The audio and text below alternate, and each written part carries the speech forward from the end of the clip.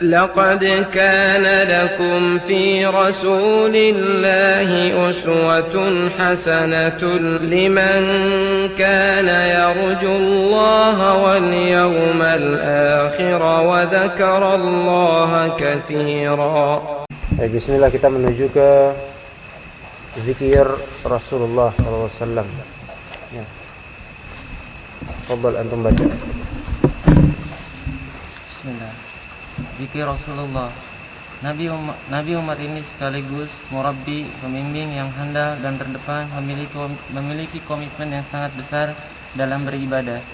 Beliau selalu menghubungkan hatinya dengan Allah Subhanahu wa Ta'ala. Tidak sedikit pun waktu yang terlewat tanpa zikrullah, tahmid, syukur, istighfar, dan taubat.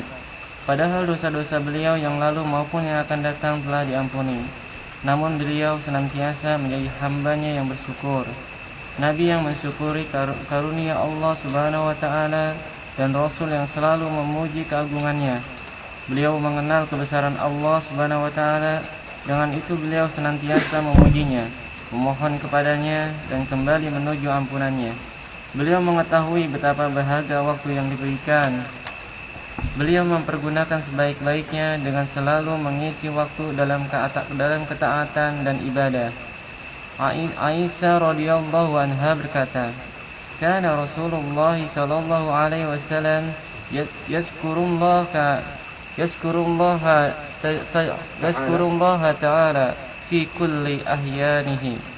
Rasulullah sallallahu alaihi wasallam senantiasa berzikir kepada Allah Ta'ala setiap waktu.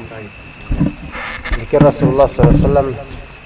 Rasulullah SAW adalah orang terdepan dalam ibadah. Beliau selalu menghubungkan hatinya kepada Allah Ta'ala, selalu berzikir kepada Allah Ta'ala. Padahal kalau kita lihat kenyataannya, beliau itu adalah hamba Allah yang telah Allah ampuni dosa-dosa yang lalu maupun yang akan datang. Tetapi ketika para sahabat bertanya, "Ya Rasulullah, engkau selalu beristighfar padahal Allah telah mengampuni dosa-dosamu seluruhnya yang lalu dan yang akan datang." Maka Rasulullah pun menjawab, "Afala akunu 'abdan syakura?" Tidakkah aku menjadi hamba yang bersyukur? Ya, ini meskipun sudah diampuni, tapi tetap Rasulullah SAW selalu berzikir kepada Allah Subhanahu wa Ta'ala, karena zikir kepada Allah Ta'ala merupakan tanda-tanda syukurnya seorang hamba.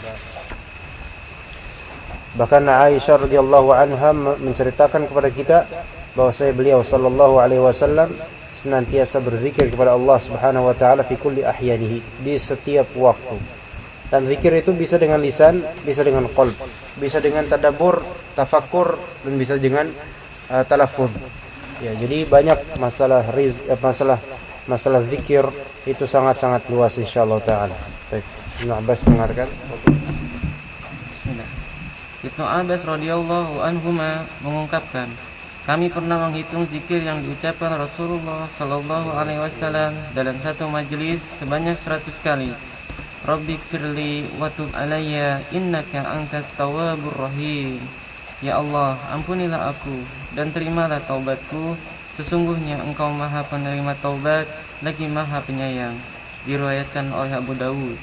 Abu Hurairah radhiyallahu anhu menuturkan, saya pernah mendengar Rasulullah sallallahu alaihi wasallam bersabda, "Wallahi inni la astaghfirullah." Yang baca menurut inni la astaghfirullah. Wallahi inni la astaghfirullah wa atubu ilaihi fil yaumi asra min 70 marah. Demi Allah, sesungguhnya aku beristighfar dan bertaubat kepada Allah lebih dari 70 kali dalam sehari. Diriwayatkan oleh Al-Bukhari. Ibnu Umar radhiyallahu anhuma berkata, kami pernah menghitung zikir yang diucapkan Rasulullah sallallahu alaihi wasallam dalam satu majelis sebanyak 100 kali. Rabbighfirli wa tub alayya innaka antat tawwabur rahim. Ya Allah, ampunilah aku dan terimalah taubatku, sesungguhnya Engkau Maha menerima taubat lagi Maha penyayang. Diriwayatkan oleh At-Tirmizi. Ummul Mukminin Ummu Salamah radhiyallahu anha mengungkapkan kepada kita sebuah doa yang sering diucapkan Rasulullah SAW bila berada di sisinya sebagai berikut. Ya muqallibal qulub, sabit qalbi ala dinika. Wahai Allah, zat yang membolak-balikan hati, teguhkanlah hatiku di atas agamamu. Diriwayatkan oleh At-Tirmizi.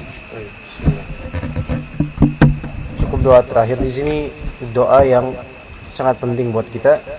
Ya muqallibal qulub, tsabbit qalbi ala dinik. Wahai Allah, zat yang membolak-balikan hati. Perlu kita tahu bahwasanya, dan wajib kita tahu bahwasanya Allah Subhanahu wa taala muqallibul qulub, yaitu yang mampu membolak-balikan hati. Sehingga ketika misalnya kita berkehendak untuk melakukan sesuatu yang bermanfaat buat orang lain dan ternyata orang-orang tidak menyukainya, maka mintalah kepada Allah Ta'ala supaya mereka, qalbu mereka itu tidak tertutup untuk kebaikan kita. Bisa. Jadi Allah Subhanahu wa Ta'ala dengan mudah membolak-balikan hati manusia. Di samping itu, ketika kita tahu dan yakin bahwasanya Allah Ta'ala maha mampu atas pembolak-balikan hati, maka jadikanlah kita orang yang berdoa, meminta kepada Allah untuk meneguhkan hati kita tetap di atas agama Allah Ta'ala dengan manhaj yang sahih.